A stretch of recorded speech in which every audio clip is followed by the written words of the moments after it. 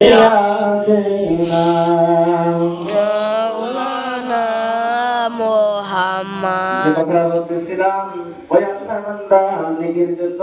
বাবার কাছে গিয়েছিল।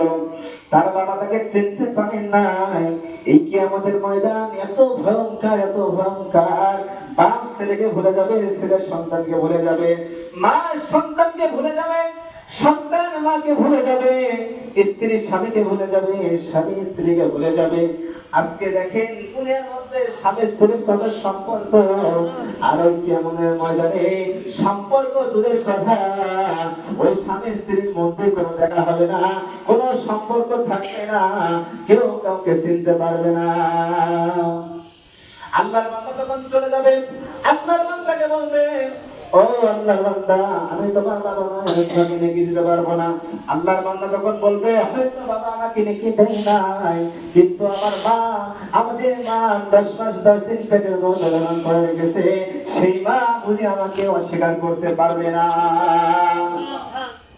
কিন্তু সেই মা তখন বলবে যে, সন্তান, আমার দুনিয়ার মধ্যে বিয়েই হয় না, আমার সন্তান কই থেকে আসবে? আল্লাহর বান্দা তখন বলবে, ও মা, আপনি এমন করতেছেন কেন?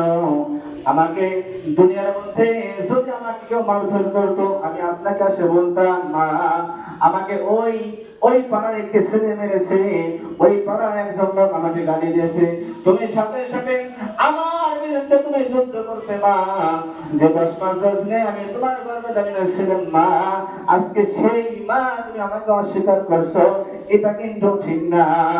আল্লাহর বান্দা তখন বললে, সন্তান, তোমাকে আমি চিনি না, আল্লাহর বান্দা তুমি, আর আমি আল্লাহর বান্দী, এটাই শুধু সম্পর্ক, আমি তোমাকে চিনি না। আল্লাহর বান্দা তখন বলবে, হয়তো মা আমাকে চিনতে পারতেছে না, কিন্তু আমার বন্ধু, আমার প্রতিবেশী যারা ছিল তাদেরকে একটু খুঁজে দেখে তারা চিনে কিনা। তখন আল্লাহর বান্দা চলে যাবে খোঁজার জন্য, খুঁজতে খুঁজতে খুঁজতে খুঁজতে একটা বন্ধুর সাথে দেখা হবে।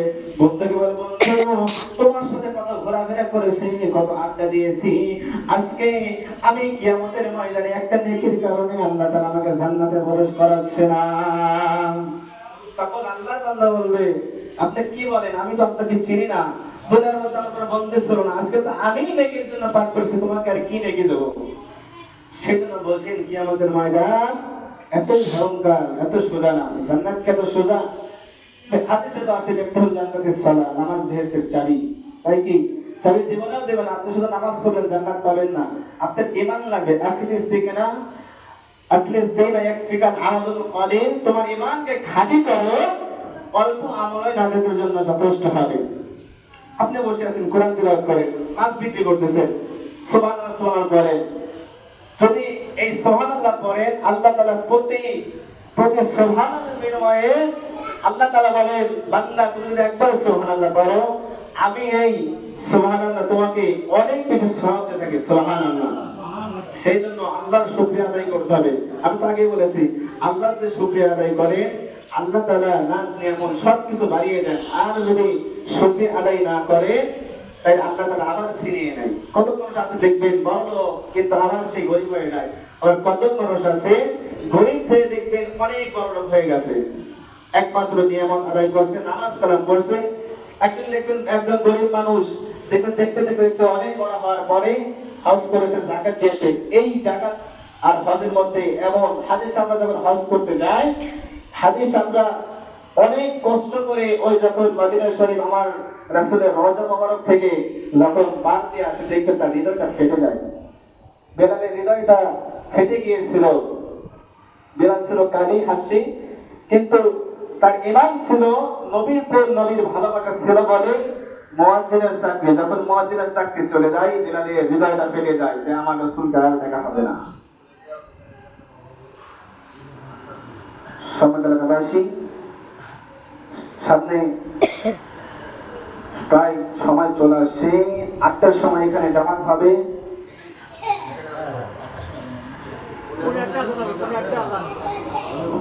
একটু পর কিছুক্ষণের মধ্যে আযান হবে, তারপরে এখানে নামাজ হবে। সকলেই আর দেরি না করে বিভিন্ন রকমের কাজকর্মে আমরা আছি। আজকে দেখেন জান্নাতের বাগান সাজিয়ে আছে আল্লাহর বান্দারা, সেই জন্য আপনারা আর দেরি না করে এই জান্নাতের বাগানে সকলে চলে আসুন ইনশাআল্লাহ। বলে আল্লাহুম্মা সাল্লি আলা প্রিয় মুসলমান ভাইরা, একটু পরে ঈশার আজান হবে, 8:30টায় আজান হবে, 8টায় নামাজ হবে। যারা নামাজ পড়বেন তারা উজু করে মাহফিলে চলে আসুন। وعلى آل سيدنا